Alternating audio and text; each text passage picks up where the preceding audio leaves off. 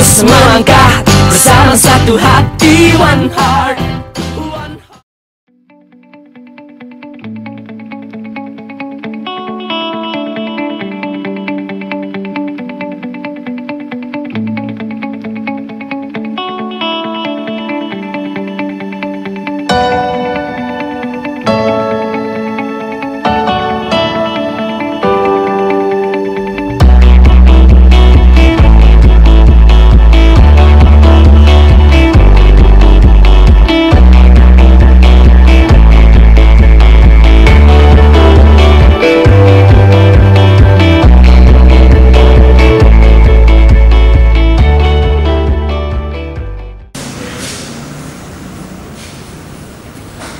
Honda CBR 150R tentunya udah nggak asing dong di telinga kalian.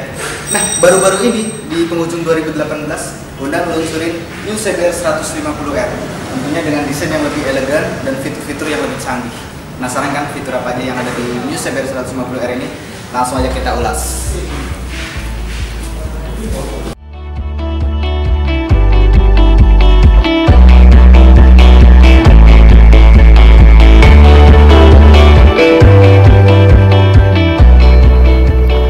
Langsung aja kita ulas dari bagian depan. Ini sudah terlihat banget perbedaannya. Kalau yang sebelumnya kan ada lubang angin di sisi kanan dan kiri. Nah, kalau untuk yang sekarang ini sudah nggak ada. Jadi tampilan di new CBR 150R yang terbaru udah semakin sport. Yang sebelumnya kan ada lubang angin di sisi kanan dan kiri tuh di cover bagian depan. Nah, untuk yang terbarunya ini sudah nggak ada. Ditambah dengan desain windscreen yang cembung bagian atasnya, terus ada lubang angin di bagian bawahnya. Jadi kalau kita lihat dari depan, windscreennya ini terlihat lebih tinggi. Kalau yang sebelumnya kan agak cekung bagian atasnya, terus terdapat 3 lubang angin. Jadi kalau kita lihat dari depan itu lebih pendek. Nah, kalau yang terbaru ini lebih tinggi. Untuk lampunya bisa kita lihat sih sepertinya tidak ada perubahan. Dari lampu senya juga nggak ada perubahan, masih sama seperti yang sebelumnya. Begitu juga dengan posisinya juga masih sama, dia masih menggunakan lampu sen LED. Jadi untuk lightingnya nggak ada perubahan. Nah, spionnya dia sudah terbaru banget nih. Untuk penyetelannya pun dia juga sudah berubah, dia step by step untuk menyetelnya. Jadi antara spion kanan dan kiri ini sudah pasti sejajar. Kalau yang sebelumnya kan kita harus menyetel secara manual, jadi derajat antara spion kanan dan kiri itu terkadang nggak pas. Tapi kalau untuk yang sekarang ini step by step, jadi sudah pasti derajat antara spion kanan dan kiri itu pas. Jadi kita tinggal menyetel kacanya aja.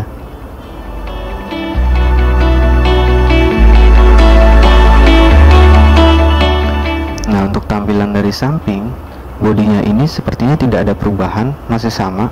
Dari bentuknya juga masih sama. Mungkin ada sedikit perubahan di warna sama strippingnya. Tapi kalau untuk bentuk itu masih sama seperti yang sebelumnya, nggak ada banyak perubahan. Nah, suspensi ini dia sudah menggunakan monoshock sistem Prolink, jadi kita bisa menyetel sendiri tingkat kekerasannya. Nah, untuk penyetelannya sendiri itu ada 5 tingkatan. Nah, standar dari pabrik itu ada di tingkat 2. Jadi kalau kita masih merasa terlalu keras, itu kita bisa memutar setelannya dengan menggunakan alat khusus sesuai keinginan kita.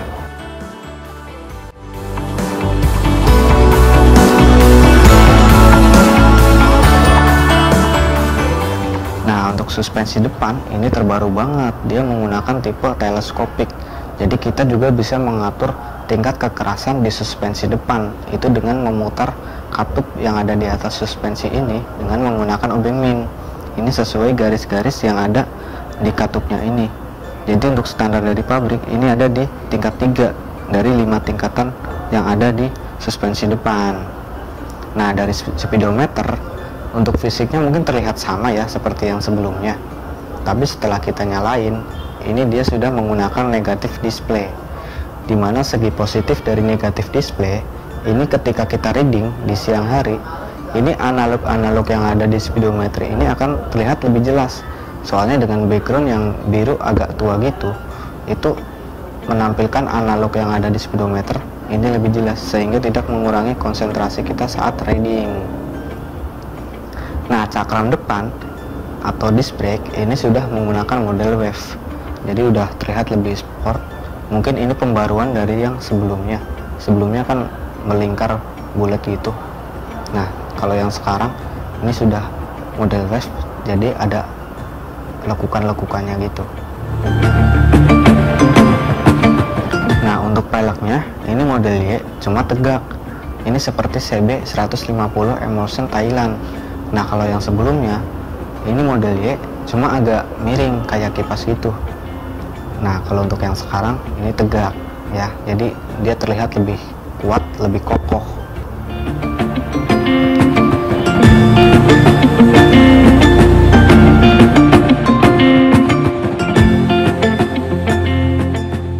Untuk spesifikasi mesin ini masih sama persis seperti yang sebelumnya, nggak ada perubahan, jadi mungkin nggak disentuh sama sekali oleh Honda, masih sama semua.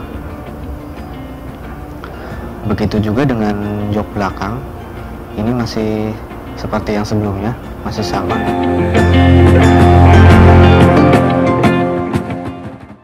Nah, dari tampilan belakang pun juga nggak ada perubahan, masih sama persis semua ya.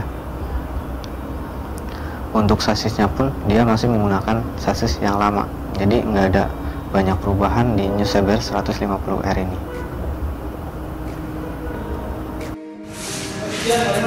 Nah, itu tadi sekilas review tentang CBR 150R yang terbaru ya. Demikian video dari saya, sampai jumpa di video berikutnya. Salam satu hati.